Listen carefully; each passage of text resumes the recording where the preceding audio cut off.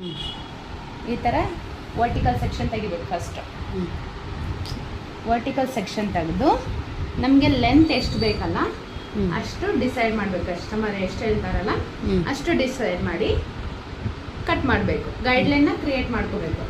Straight cut ಮಾಡ್ತಾ ಇದೀಯ ಅಂದರೆ ಈ ಹೇರ್ನ ಹಿಂದೆ ತಗೊಂಬಂದೆ ಕಟ್ ಮಾಡಬೇಕು.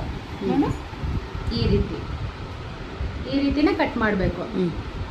ಫಸ್ಟ್ ಸ್ಟ್ರೈಟ್ ಕಟ್ ತೋರಿಸ್ಬಿಡ್ತೀನಿ, ನೆಕ್ಸ್ಟ್ ಬೇರೆದು ಹೇಳ್ತೀನಿ.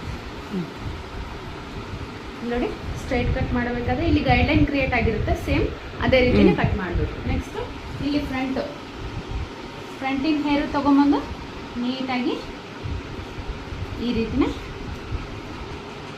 ಗೈಡ್ಲೈನ್ ಬಂದಿರುತ್ತೆ, ಆ ಗೈಡ್ಲೈನ್ ಪ್ರಕಾರನ ಕಟ್ ಮಾಡಬೇಕು. ನೆಕ್ಸ್ಟ್ ಇಲ್ಲೊಂದು ಉಳಿತಲ್ಲ, ಸೊ ಅದನ್ನು ತೊಗೊಂಬಂದು ಬ್ಯಾಕ್ ಸೈಡ್ ಈ ರೀತಿ